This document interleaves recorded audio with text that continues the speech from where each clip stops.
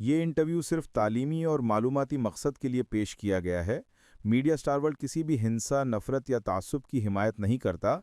यहाँ पेश किए गए ख्यालात मेहमान के अपने हैं। चैनल उनसे ज़रूरी नहीं कि इत्तेफाक रखे। हेलो, नमस्कार, आदाब, सत श्री अकाल और अस्सलाम वालेकुम। मैं हूं मोहम्मद अहमद काज़मी, लेकर आया हूं आपका पसंदीदा कार्यक्रम आपके रूबरू। मीडिया स्टार वर्ल्ड लगातार आपको ऑथेंटिक, सही सोर्स से खबरें आप तक पहुंचा रहा है। वेस्ट एशिया में जो कुछ हो रहा है आपके सामने है। आज ईरान के खिलाफ अमेरिका और इसराइल के जरिए थोपी गई जंग का 36वां दिन है। और अब बात यहाँ आ गई कि कल जो फ्राइडे गुजरा है, इसको ईरान के मीडिया ने अमेरिका और इसराइल के लिए स्याह दिन बताया है। वो ऐसा स्याह दिन कि जिसमें एक से ज्यादा जहाज गिरा गए, ड्रोन गिराए गए, मिसाइलें। तो एक अजीब सी सूरत हाल है। अब ऐसा लग रहा है कि इसराइल और अमेरिका के लिए इस जंग से बाहर निकलना मुश्किल से मुश्किल तर होता जा रहा है। उधर स्ट्रेट ऑफ हॉर्मुज पर ईरान का कंट्रोल है। बाबल मंदब के लिए भी बंद होने की धमकियां आ चुकी हैं। और खुद इजरायली मीडिया ये कह रहा है कि जो मीडिएटर्स हैं वो कोई बात आगे नहीं बढ़ पा रही, जो जंगबंदी के लिए कोशिश कराई जा रही है अमेरिका और इसराइल के चहीते मुल्कों के जरिए। लेकिन ईरान ने बिल्कुल साफ कहा है कि हमारी शर्तें जब तक पूरी नहीं होंगी तब तक ये जंग नहीं रुकने वाली। इस सब पर बात करने के लिए मेरे साथ आज एक बार फिर मौजूद हैं खास मेहमान फिरोज मीठी बोरवाला साहब, जो इंडो पैलेस्टाइन सॉलिडरिटी फोरम के फाउंडर जनरल सेक्रेटरी हैं।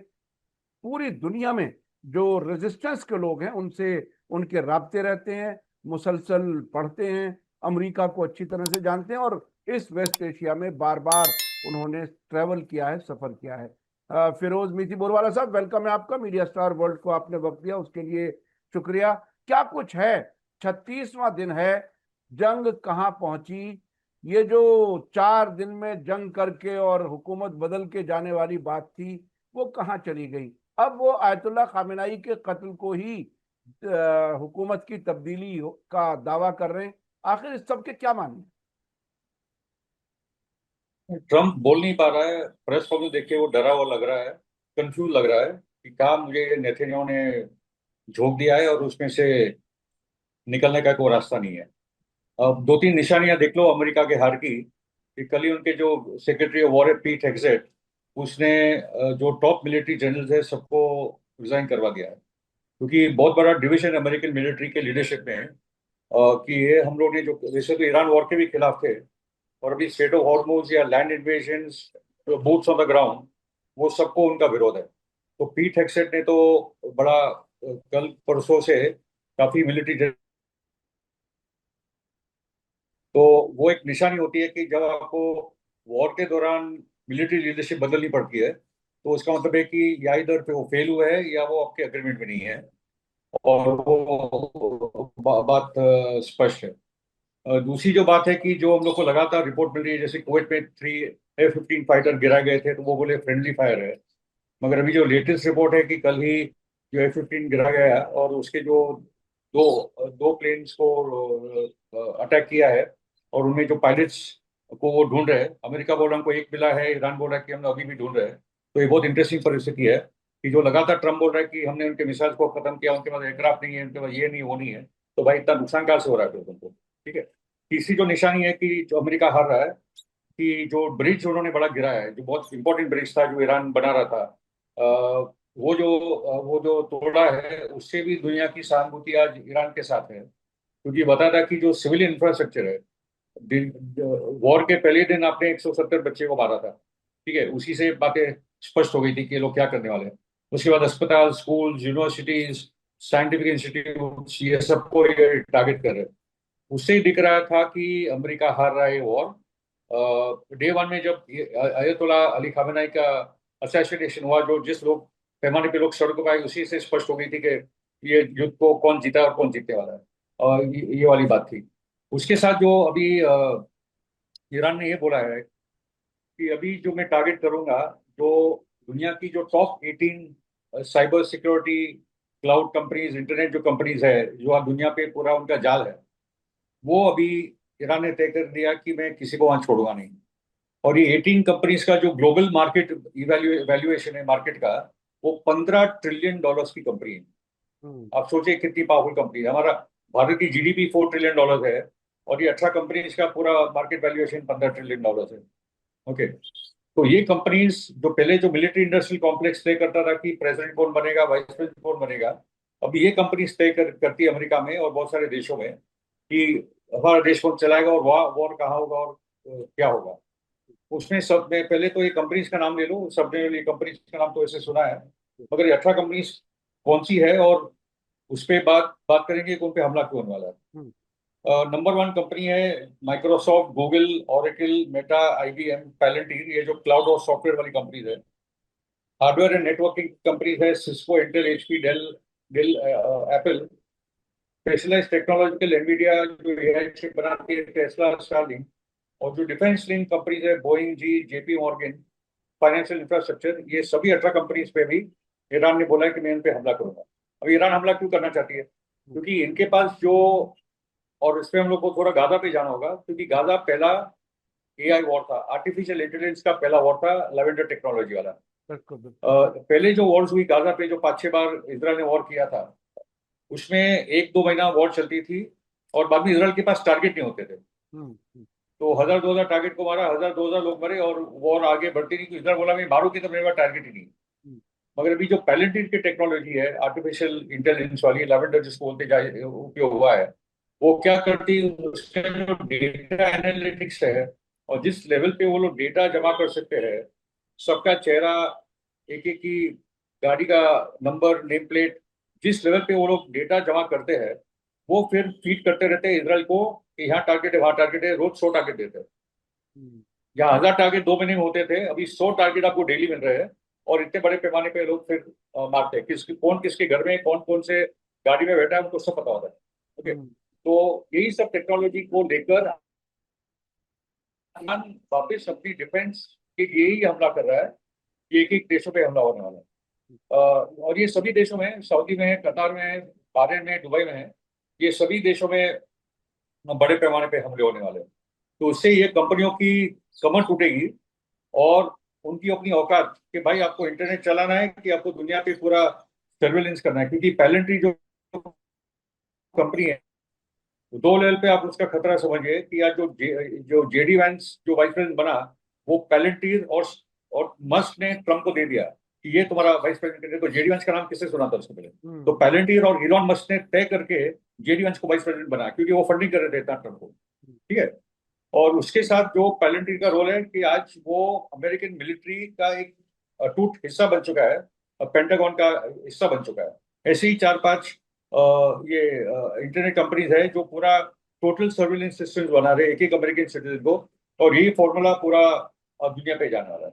इसलिए ईरान जो कर रहा है एकदम सही काम कर रहा है। क्योंकि ये पूरे लड़ाई में दो इम्पोर्टेंट पार्ट है कि हेजबोला ने जो फ्रंट खोला है।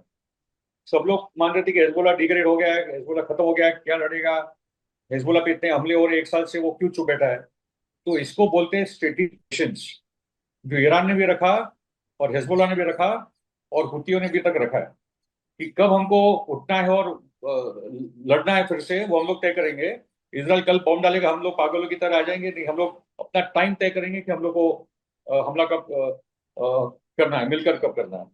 तो हेजबोला तो बहुत जबरदस्त तरीके से लड़ रही है और हम इसराइल की आर्मी की कमर टूट चुकी है, क्योंकि वो 3 साल से लगातार लड़ रहे हैं। ओके। और सबसे ज्यादा डर उनको हेजबोला से है, क्योंकि लैंड वॉर में इसराइल के सोल्जर टिक नहीं पाते। पूरा मिसाइल, F-35, ये ड्रोन, वो B-52 बॉम्बर, यही सब आर्मी का काम क्या होता है? आर्मी का काम तो बाद में खाली आके बच्चों को मारने का होता है। हम्म, तो अभी पोजीशन है कि हेजबोला जो मेरकावा टैंक तोड़ रही है, जो इजरायली सोल्जर्स को तोड़ रही है। अभी लेटेस्ट रिपोर्ट आई कि जो इजरायली सोल्जर जो ट्रॉमा सेंटर में है, कि भाई बहुत लड़ लिया हम लोग, अभी नहीं लड़ पा रहे, अभी उनको पकड़ पकड़ कर ला रहे, भाई अभी तुमको लड़ना होगा। उनके पास लड़ने लड़ने वाले लोग कम पड़ रहे हैं इधर। मगर उसके साथ ये बात आती है कि हेजबोला को सप्लाई कहाँ से मिल रहा है?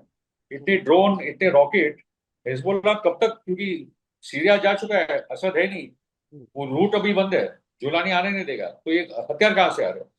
तो 2-3 दिन से एक नई खबर आई, जुन दल करार जो जो तंजीम है, कहता है जुन दल करार, brigade of the army of करार। तो ये मौला अली के साथ पूरी कहानी लिंक्ड है, वो आप समझा दीजिएगा आपके श्रोताओं को, दर्शकों को।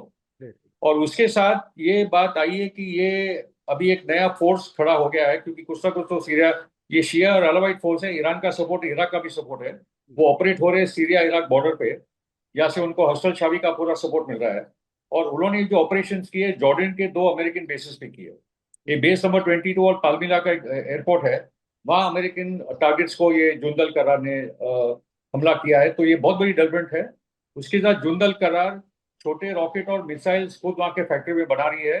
वहाँ ईरान और इराक से सप्लाई कर आते होंगे या उनको असेंबल करते होंगे, और वो फिर अभी हेजबोला को सप्लाई भी कर रहे हैं।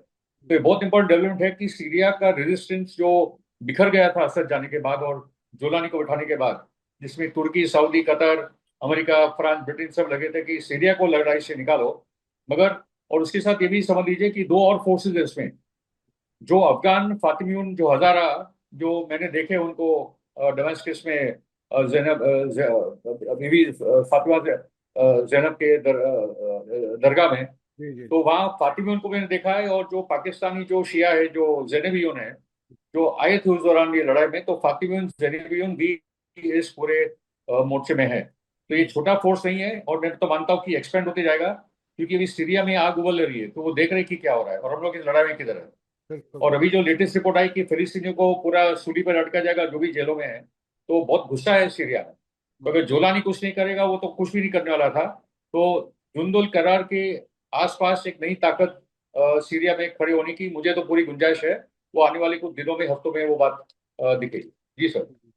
आपने दो तीन चीजें बताई, मैं अपने दर्शकों को जरा बता दूं कि ये जुंदल कर्रार जो है वो हजरत अली का एक टाइटल है, और ये टाइटल दिया गया था प्रॉफेट मोहम्मद सल्लल्लाहु अलैहि वसल्लम के जरिए जंगे खैबर के मौके पर, जो यहूदियों के खिलाफ एक बड़ी प्रोमिनेंट जंग थी। इसके अलावा फातिमियून और जैनबियून का भी जिक्र किया आपने। ये बाकायदा ग्रुप्स हैं, रेजिस्टेंस ग्रुप्स हैं। फातिमियून तो प्रॉफेट मोहम्मद की बेटी हजरत फातिमा के नाम पर, और जैनब वो हजरत अली की बेटी जैनबियून, जो इमाम हुसैन के साथ करबला में मौजूद थी, तमाम वो कुर्बानियों की गवाह थी। तो उनके नामों से कुछ ऐसी ब्रिगेड्स बनी हैं जो काफी हद तक मजबूती से लड़ रही हैं। अच्छा, मैं अब थोड़ा सा आगे बढ़ करके ये समझना चाहता हूं कि ये जंग अब 36वें दिन तक यहाँ बात आ चुकी कि एक ही दिन में अमेरिका के जहाज गिराए जाने लगे, ड्रोन गिराए जाने लगे, और वो उधर से गुस्से में पुल पर हमला होने लगा। और खबर ये साथ साथ आ रही है कि कोई मीडिएटर अब अवेलेबल नहीं है जो अमेरिका और ईरान के बीच में कोई बातचीत करा सके, क्योंकि मैं ये समझता हूं कि ट्रंप और नेतन्याहू पर कोई भरोसा करने वाला अब नहीं रहा। आखिर ये जंग जाएगी कहां तक, ये कहां तक पहुंचेगी, नतीजे क्या क्या होंगे, जरा वो हम समझना चाहते हैं, हमारे दर्शक समझना चाहते हैं। जी आप कैसे देख रहे हैं? जी जी। नहीं, पॉइंट ये कि पहले कुछ और एक अच्छी खबर बता दूं हाँ। कि जो लोग समझ रहे थे कि ईरान आइसोलेटेड हो जाएगा और ईरान के साथ कौन आएगा, ईरान के साथ रशिया और चाइना तो आगे, फ्रांस आ गया, पूरा यूरोप आ रहा है। अब हम्म समझ लीजिए कि ईरान ने कि ये जंग के दौरान क्या कर दिया है। हम्म ओके, क्योंकि स्ट्रेट ऑफ हॉर्मुज को लेकर कुछ अरब देश, यही गल्फ के खाड़ी के देश गए थे यूनाइटेड नेशंस में कि एक बड़ी अलायंस बनना चाहिए और स्ट्रेट ऑफ हॉर्मुज को लेकर एक प्रस्ताव पारित करो ताकि वॉर हो जाए ईरान के खिलाफ और स्ट्रेट ऑफ हॉर्मुज को खोला जाए। हम्म तो रशिया और चाइना ने वीटो किया, फ्रांस ने भी वीटो किया, हम्म बोला कि ऐसा कुछ भी नहीं होने वाला। और अगले ही दिन आप देखेंगे कि फ्रांस का एक बहुत बड़ा टैंकर वो हॉर्मुज से जाने दिया ईरान ने। और क्लियर कट ईरान ने बोला है सभी यूरोपियन कंट्रीज को, जो जो मेरे साथ बात करना चाहता है, समझौता करना चाहता है, पाइए अपना तेल लेके जाइए और हॉर्मुज से आपको कोई परेशानी नहीं होगी। तो पूरा डिवीजन है, पहली बार वेस्टर्न वर्ल्ड पूरा का पूरा डिवाइड हो गया है ईरान के सामने। ये बहुत बड़ी उपलब्धि है ये वॉर यानी के लिए, मतलब। ईरान ने दो चीजें की। एक तो ये वेस्टर्न वर्ल्ड जो एलाइज थे नेटो की शक्ल में, एक जमाने में जब वेस्टर्न कंट्रीज कहा जाता था, उसका लीडर अमेरिका और उसके साथ साथ Europe plus Japan plus Australia. लेकिन ऑस्ट्रेलिया।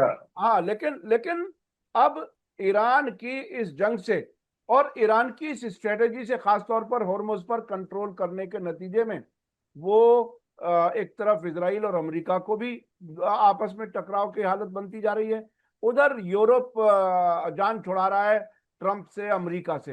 तो ये सूरत हाल तो बहुत ही नई, यानी नया वर्ल्ड ऑर्डर बनाने का ईरान काम कर रहा है। क्या क्या और एग्जैक्टली, बताइए इसमें। Exactly, exactly. देखिए, इसमें एक तो ये हो गया कि यहाँ से जो भी तेल जाएगा वो पेट्रो युआन में या अभी पेट्रो यूरो में जाएगा, और डॉलर में तो जाएगा ही नहीं। हम्म, ओके, और दुनिया का 20% तेल, यूरिया, अलग अलग प्रोडक्ट्स, फूड प्रोडक्ट्स यहाँ से जाते हैं, बहुत सारे मिनरल्स वगैरह जाते हैं। तो बहुत बड़ा, वैसे भी पहले जो 70% पेट्रो डॉलर हुआ करता था, वो लेटे कि 59% तक आया, और अभी नीचे जाएगा। और दूसरी बात हो गई, ट्रम्प ने तो जैसे पहले भी बोला था कि जो हॉर्मोज खुला था कोई भी, वो बंद हो गया है, और अभी बोल रहा है खोलो। हम्म, दूसरा था कि रशिया पे सैंक्शंस थे, ईरान पे तेल पे सैंक्शंस थे, उन्होंने वो भी हटा दिए हम्म, ताकि तेल के रेट ना बढ़े। तो ईरान भी बहुत पैसे भरपूर कमा रहा है, ईरान और रशिया भी बहुत सारे।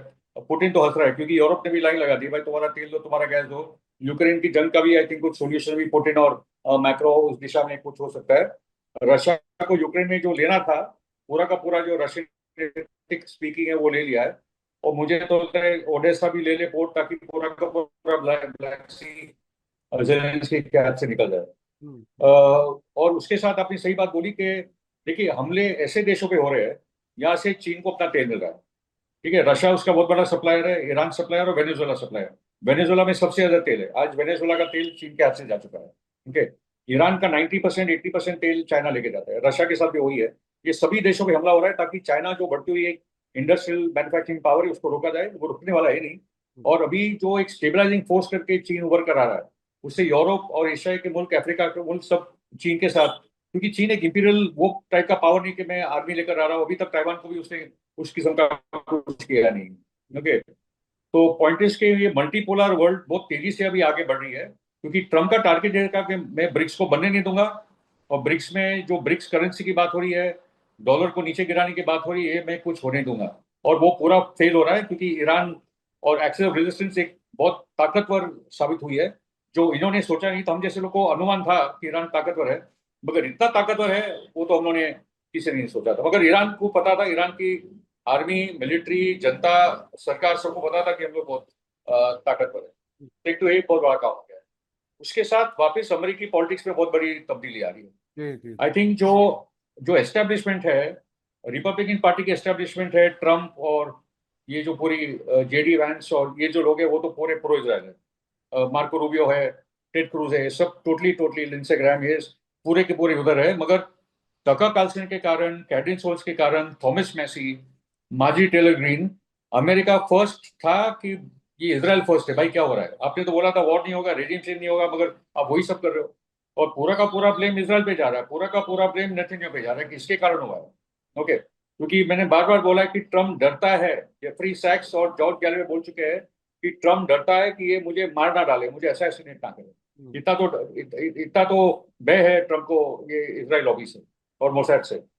मगर रिपब्लिकन पार्टी में जो कभी सोचा नहीं था कि क्रिश्चियन कॉन्जर्वेटिव बेस में बहुत बड़ा ब्रेक ब्रेक ब्रेक हुआ है, और ट्रम्प ने जो कैंडिडेट्स को सपोर्ट करता है वो कैंडिडेट हार जाते हैं, क्योंकि रिपब्लिकन पार्टी में जो प्राइमरी,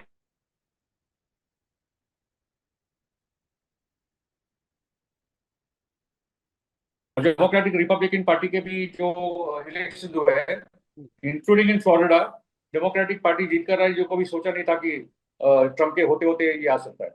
दूसरा बहुत इंपॉर्टेंट है कि डेमोक्रेटिक पार्टी का जो बेस है, जो 70 to 80% आज एंटी इसराइल है, नौजवान तो उससे ज्यादा है। मगर जो डेमोक्रेटिक पार्टी की एस्टेब्लिशमेंट है, Kamala Harris, Joe Biden, Gavin Newsom जो कैलिफोर्निया का गवर्नर है, हकीम जेफरीज जो न्यूयॉर्क का सेनेटर है, और जो चक शुमर है जो सबसे सीनियर लीडर है डेमोक्रेट का, यहूदी है और पूरा प्रो इजराइल है। ओके, मगर और बर्नी सैंडर्स वाली लॉबी भी बहुत कुछ बोलती है, मगर वोटिंग के टाइम पे तो जी इजराइल को पैसा दे दो। एलेक्जेंडर कॉर्टेस का भी हो रहा था। मगर अभी जो टाइम आ रहा है, क्योंकि अलेक्जेंडर कॉर्टेस भी समझ चुकी है कि भाई मेरा जो वोटर बेस है वो तो पूरा एंटी इसराइल है। मैं यहाँ बात करूंगी कि इसराइल को पैसा दे दो, मिलिट्री हेल्प दे दो, आयरन डोम के लिए पैसा दे दो, उसका बेस अभी भड़क चुका है। तो एना कैस्पेर ने उसको पूरा एक्सपोज किया कि तुम बहुत लिबरल और प्रोग्रेसिव बनती हो, मगर वोटिंग के टाइम पे तो तुम वही करती हो। तो कल ही के दिन अलेक्जेंडर कॉर्टेस ने बोला कि मैं अभी इसराइल के लिए वोट नहीं करूंगी, कोई चंदा, पैसा, डोनेशन, मिलिट्री, आयरन डोम के लिए कुछ नहीं वोट करूंगी। इसका मतलब है कि अलेक्जेंडर कॉर्टेस ने, जो रिपब्लिकन प्राइमरी चालू होगी मिड टर्म के बाद, उसने अपना बात रख दी कि मैं प्रेसिडेंट बनना चाहती हूँ, और मेरी लाइन पूरी की पूरी एंटी इसराइल है, और वोटर बेस मेरे साथ है। अभी तक कोई कैंडिडेट खड़ा नहीं हो रहा था, और बार बार कोर्टेस को बोला जाता तुम बहुत ही लिबरल लेफ्ट हो, तो तुम खड़ी होगी तो कभी भी डेमोक्रेटिक पार्टी आ नहीं पाएगी। मगर डेमोक्रेटिक पार्टी का बेस, रिपब्लिकन पार्टी का बेस, ये पूरा एंटी इसराइल होते जा रहा है। तो वहां से थॉमस मैसी आ सकता है रॉन पॉल के साथ, यहाँ से जोरा मतलब ये अलेक्जेंडर कोर्टेस और दूसरे भी बहुत सारे हैं जो यहाँ के, मतलब दोनों पार्टियों की एंटी इसराइल ताकतें अभी आमने सामने हो जाएगी और प्रेसिडेंट एंटी इसराइल बनेगा। ये परिस्थिति 7 अक्टूबर के बाद बनी है। ये बहुत बड़ी बात है। टकर कार्लसन ने ये बात कही थी कुछ हफ्तों पहले जी कि जी ये ट्रम्प जो है ये आखिरी प्रो इजरायली प्रेसिडेंट है अमेरिका में। अब के बाद जो प्रेसिडेंट बनेगा वो प्रो इजराइल नहीं बनेगा, क्योंकि नहीं लोग बनेगा। इतने नाराज हैं। गाजा की जंग में मुसलसल हथियार देते रहे, मुसलसल इजराइल की मदद करते रहे, तो जाहिर है उससे लोग नाराज हैं। और टकर कार्लसन वो जर्नलिस्ट है, मैं आपको हल्का सा याद दिला दूं, पिछले दिनों अमेरिका के इजराइल में जो एम्बेसडर माइक हकाबी हैं, उनका इंटरव्यू करने के लिए वो बिन गुरियन एयरपोर्ट पर एक प्राइवेट जेट से पहुंचे यूरोप से, और वहीं से इंटरव्यू करके वापस लेकर के चले गए। उसमें बहुत सी बातें हुई, लेकिन माइक हकाबी एक बात कह गए कि फुरात से और नील तक का इलाका अगर इसराइल कब्जा कर ले तब भी हमें कोई प्रॉब्लम नहीं। यानी इससे इससे घंटी बज गई जी, तमाम अरब कैपिटल्स में। अच्छा, अब थोड़ा सा भारत के बारे में बताइए कि भारत घंटी कहाँ नहीं तक बजी है। ना नहीं, मगर घंटी कहाँ बजी है? बहरीन और यूएई और सऊदी तो अभी भी इसराइल के साथ है। इनको अक्ल नहीं है, उनको खुद की जमीनें जाएगी उनको वो नहीं दिख रहा है। इतने तो बिके हुए लोग हैं, नहीं, क्या फिलिस्तीन के लिए आएंगे? उनमें उसके से साथ जो एक अंदाजा ये है कि जीसीसी मुल्कों में दरार आई है। ओमान, कुवैत और कतर, ये किसी हद तक ईरान की तरफ बढ़ने की कोशिश कर रहे हैं। ओमान तो काफी हद तक उनके साथ है ही। तो एक तरह से जैसे बराबर। नेटो और अमेरिका में तकसीम हुई है, जी जी इसी तरह से जीसीसी मुल्कों में भी तकसीम हुई है, वो ईरान की इस स्ट्रेटेजी की वजह से। अच्छा, अब थोड़ा सा हम समझना चाहते हैं भारत कहाँ जाएगा, भारत का क्या होगा। भारत की पहचान के साथ रहेगा या मोदी की पहचान के साथ भारत मुसीबतों में आएगा, क्या होगा? मोदी जी के कारण तो हम लोग मुसीबत में आ गए थे, मगर ईरान ने भारत के लोगों को देखकर हम पे बोला कि नहीं, आपका तो तेल और गैस जाएगा।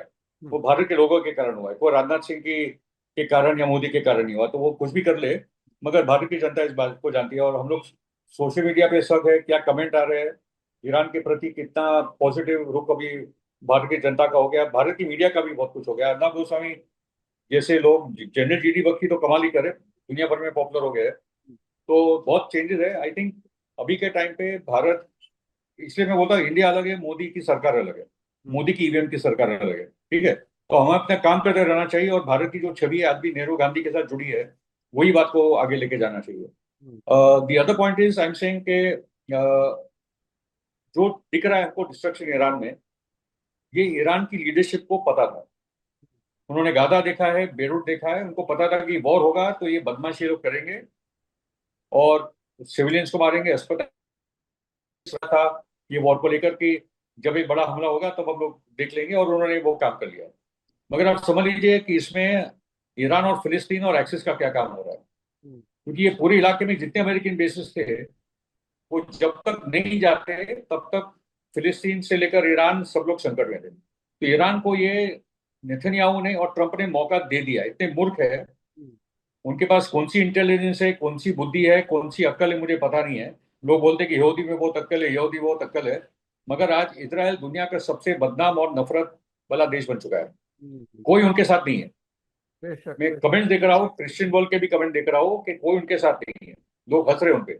हमारे 17 लोग मरे भाई, तुमने लाखों लोग को मारा है, तुम्हारे 17 लोग कौन देख रहा है? आज भी जंग के दौरान देखो, आज भी ईरान उनके सिविलियन अड्डों पे मार नहीं रहा है, या स्कूल अस्पताल सब कुछ जुड़ा रहे, मगर आज भी ईरान और हिजबुल्लाह कोई भी उनके लोगों पे कुछ भी अटैक नहीं कर रहा। ये है एक सिविलाइजेशन, और वो है आने वाले 40-50 साल की कुछ 250 साल पुराने देश जो आते हैं, उन्होंने स्लेवरी और वॉर्स करके अपने मुल्कों को तरक्की करवाई है। सो द पॉइंट इज के we are at the turning point जहाँ ईरान जीत रहा है, एक्सिस ऑफ रेजिस्टेंस जीत रहा है। इराक ताकत से खड़ा हुआ है, इराक की तो मिसाइल अभी तक चालू नहीं हुई। इराक के पास भी भंडार पड़ा है मिसाइल्स का, जो ईरान से टेक्नोलॉजी लेके गए। ये भी मिसाइल्स का पूरा भंडार यमन में पड़ा है। यमन दुनिया के गरीब देशों में, मगर यमन की ताकत देखिए, अभी तो बाबल मंडप पूरा बन भी नहीं हुआ, मगर आगे जाके अगर होना है तो वो भी हो जी, जाएगा। ओके। और ये बात बट ईरान ने बहुत ही और ये बात कई बार ये साबित हो चुकी है कि ईरान और एक्सिस ऑफ रेजिस्टेंस उनमें आपस में तालमेल बहुत बेहतर है। अभी तो अब इस हद तक खबर आ चुकी है, जो आज सुबह 93rd वेव जो हुई है उसमें हिजबुल्ला और आईआरजीसी ने मिलकर के टारगेट्स को शेयर किया है। वो वहां आप मारो, यहां हम मारेंगे। तो इस तालमेल के साथ इसराइल के तो जिसे कहते हैं ना कि वो खरपच्चे उड़ने वाली बात हो गई। और अमेरिका को तो जाना पड़ेगा। अब ईरान की तरफ से ये कहा गया, एक बार फिर वार्निंग आ जाई है कि ये जो पड़ोसी मुल्क हैं ये अमेरिकनों को यहां से निकालें, नहीं तो हमारे हमले, कुचलने वाले हमले, क्रशिंग स्ट्राइक्स जारी रहेंगी। तो ये अरब मुल्कों का क्या लगता है, क्या क्या हुकूमतें गिरती हुई नजर आ रही हैं, अवाम खड़े होंगे, या ये हुकूमतों को अकल आएगी? बहरीन तो बहुत जल्दी जाएगा मेरे हिसाब से, बहरीन ज्यादा टिक नहीं पाएगा। और अगर ये ब्रिजेस के जो टारगेटिंग की बात ईरान ने की कि मैं भी 7 ब्रिजेस को मैंने टारगेट किया है, तो मानो कि उसने अगर सऊदी और बहरीन का 25 किलोमीटर का ब्रिज उड़ा दिया, तो बहरीन तो वही खत्म हो गया, उसके बाद कोई सपोर्ट स्ट्रक्चर है ही नहीं। अमेरिका पहुंच नहीं पा रहा है और वो बंद है, बहरीन को मदद करने के आएगा कौन? ओके। उसके बाद कतर ने आई थिंक समझौता कर रहा है ईरान के साथ, या हो चुका है। कतर और ओमान तो क्लियर कट है, और कुवैत की भी बात हो सकती है, क्योंकि कुवैत भी थोड़ा समझदार कंट्री है, तो उसको भी इराक ले लेगा। ओके। अब फिर बचा यूएई और सऊदी। मगर और एक बात देख लीजिए कि मैसिव कैपिटल फ्लाइट ये देशों से हो रहा है। मुझे 2 जगह से पता चला कि 70% इनके फाइनेंस यहाँ से भाग चुका है। वो ज्यादा भाग रहा है सिंगापुर की तरफ या स्विट्जरलैंड की तरफ। ओके। तो मैसिव मतलब जो यहाँ इन्वेस्ट करेगा कौन? आपने अगर ये सभी की सभी 18 कंपनी को टारगेट कर लिया, जो डेटा इंटरनेट सॉफ्टवेयर कंपनीज है, तो वही मैसिव इकोनॉमी का एक पार्ट है। क्योंकि पॉइंट क्या है कि आज के युग में oil is data, data is oil. मतलब जो आपने तेल के साथ कमाया है, तो आज डेटा माइनिंग करके उससे ज्यादा पैसा कमाओगे। तो आज वो ही एक बुनियादी इकोनॉमी इकोनॉमी पे ईरान का हमला है, क्योंकि वो खतरा ही है ईरान के लिए और फिलिस्तीनियों के लिए, सबके लिए, पूरी दुनिया के लिए खतरा है। तो द पॉइंट इज कि ईरान ने बहुत सोच समझकर उनके मिलिट्री और स्ट्रेटेजिक टारगेट्स, उनके इकोनॉमिक टारगेट्स, कि भाई यहाँ अमेरिका का वजूद ही खत्म हो जाए, यहाँ हम लोग आपको रहने देंगे। तो और ट्रम्प एक बार भी नहीं बोल रहा कि हम लोग अमेरिका के बेसिस को वापस बनाएंगे। वो बोलने के वो सोच भी नहीं रहा है बोलने का, सोचिए। खाली इजराइल ने बोला कि अमेरिका के बेसिस इजराइल में आ जाए। अरे वहां जाएंगे तो और भी मजा आएगी, फिर तो जो पड़ेगी, इतना छोटा देश में तो कहाँ छुपो गया। ओके। तो पॉइंट इज के they are in deep trouble. Israel की आर्मी ट्रबल में है हिजबुल्लाह वाले फ्रंट पे। America is in big trouble in many ways, because उनको समझ नहीं आ रहा कि ऑलमोस्ट को लेकर क्या करें। ओके। और यूरोप और ईरान दोस्ती बन गई है। ईरान, रशिया, चाइना, फ्रांस, और अगर ऐसे ही चलता रहा, फ्रांस और ये यूरोप और करीब आएगा रशिया को, तो यूक्रेन वॉर खत्म हो जाएगी, तो रशिया को वहां फायदा हो जाएगा, और पूरी ताकत फिर ईरान के पीछे यहाँ लगा देंगे। तो बहुत ही इंटरेस्टिंग परिस्थिति है। मेरा बोलना है कि हमारी जिम्मेदारी है कि ईरान को सपोर्ट करने के लिए हमसे जो भी हो, क्या वो पब्लिक मीटिंग करे, ईरान को फाइनेंशियली सपोर्ट करे, सोशल मीडिया पे पोस्टर्स डाले, मगर एक माहौल बनाते रहिए, क्योंकि पूरी दुनिया में ईरान के लिए बहुत बड़ा माहौल है, बहुत प्रो। क्योंकि दुनिया के लोगों को समझ में आ रहा है कि अमेरिकन एम्पायर इसराइल कोलैप्स हो रहा है, और एक नई दुनिया बन रही, जहाँ देश स्वतंत्र रूप से एक दूसरे से म्यूचुअली कोऑपरेट कर कर हम लोग एक शांतिपूर्व देश दुनिया छोड़ना होगा। अहमद भाई की जो अलग को इन्होंने कब्जा करके रखा है, चर्च ऑफ दी होली सेपल्कर, ये रमजान के महीने में वॉर चालू की थी। उनका जो एक त्योहार है पुरीम, जिसमें 75,000 क्वेश्चन को मारा था, ये उनकी बाइबल में लिखा गया है। पास ओवर भी वैसा एक किस्म का फेस्टिवल है, जहाँ इजिप्शियंस को मारा था उन्होंने बड़े पैमाने पे। ये उनका जो उनका रिकॉर्ड है, आर्कियोलॉजिकल रिकॉर्ड तो है ही नहीं। मगर पॉइंट इज के इसी दौरान उन्होंने चर्च ऑफ द होली सेपल्कर, जहाँ क्रिश्चियंस का बहुत पाक महीना है, crucifixion, resurrection, month of length की जो बात होती है, और रमजान के दौरान अलक्सा को बंद करने का मतलब क्या है? मिसाइल यहाँ से है कि भाई ईरान थोड़ी मारने वाले, मिसाइल तो आप ही मारने वाले हो। तो मुझे जो खतरा लग रहा है कि अलक्सा के नीचे उनके फाउंडेशन में कुछ और वीकनेस लाएंगे, कि अलक्सा में इम्प्लोजन के बॉम्ब डाल देंगे, और बाद में सही टाइम पे अलक्सा को वो लोग गिरा देंगे। और चर्च ऑफ द होली सेपल्कर के साथ भी ऐसा ही कुछ हो सकता है, क्योंकि इन्होंने वो चर्च भी बंद कर दिया। तो हो क्या रहा है? ओके। तो कुछ अरब देश बोले थे हम लोगों ने तो उसका विरोध किया है, कंडेम किया है। और जॉर्डन ने तो वहाँ प्रोटेस्ट वो मना किया है कि अलक्सा को लेकर यहाँ कोई प्रोटेस्ट नहीं होगा। इतना दमन चल रहा है जॉर्डन में, तो उठाओ तो कुछ बड़ा होने वाला है। मगर और अगर अलक्सा तोड़ी गई उसके बाद तो जो आर्मी सभी जगह से आएगी, इसराइल बचेगा नहीं। इसराइल अभी भी इसराइल को अक्सर होता तो कुछ समझौता कर लेता, मगर इसराइल का टारगेट समझौता नहीं है, उनका ग्रेटर इजराइल का एजेंडा है।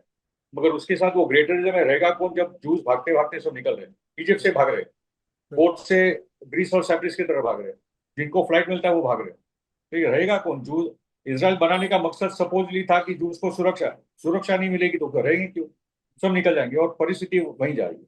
बिल्कुल परिस्थिति वही जा रही है। जब अमेरिकी फौजी अड्डे ही नहीं रहेंगे तो इसराइल कहाँ बचेगा, उनको हिफाजत कौन देगा और इन बादशाहों को कौन सिक्योर करेगा? अगर उन्हें अकल ना आई अपनी पब्लिक के सेंटिमेंट्स के मुताबिक तो ये सरकारें भी खतरे में आ सकती हैं। पहले सरकार आपको उम्मीद है कि बहरीन में गिरेगी और फिर उसके हालात और मुल्कों पर भी पड़ सकते ये हैं। सरकारें नहीं है, सब डिक्टेटर है, सबके सब डिक्टेटर राजाशाही है, कोई एक डेमोक्रेसी नहीं है वहाँ, कोई सरकार नहीं। बिल्कुल बिल्कुल, कोई सरकार नहीं है, कोई पब्लिक के नुमाइंदे नहीं है, वो सिर्फ डिक्टेटर्स हैं जो अंग्रेजों ने और अमेरिका ने अपने हाथ में लिए हुए हैं और इजराइल के कहने पर सब कुछ चलते हैं। और कमाल ये है कि दुश्मन का असलहा अपने घर में रखा हुआ है, जब दुश्मन चाहेगा आप ही के खिलाफ इस्तेमाल कर लेगा। ईरान का शुक्रिया अदा करना चाहिए कि वो अमेरिका के बेसिस को खत्म कर रहा है, फौजी बेसिस को। बहुत बहुत शुक्रिया फिरोज मीठी बोरवाला साहब, आपने हमें वक्त दिया। अपने दर्शकों से मैं कहूंगा आपको आज का वीडियो कैसा लगा कमेंट्स में जरूर लिखें और ज्यादा से ज्यादा लोगों तक शेयर करें। इसी के साथ मुझे दीजिए इजाजत। धन्यवाद, शुक्रिया, जय भारत, जय हिंद। हमारे चैनल मीडिया स्टार वर्ल्ड को सब्सक्राइब कीजिए और बेल आइकॉन दबाइए ताकि हमारी हर नई वीडियो का नोटिफिकेशन आपको सीधे मिलता रहे। अगर आपको हमारी खबरें पसंद आती हैं तो उन्हें अपने व्हाट्सएप, इंस्टाग्राम, फेसबुक और ट्विटर अकाउंट्स पर शेयर करना ना भूलिए ताकि और लोग भी हकीकत से वाकिफ हो सकें।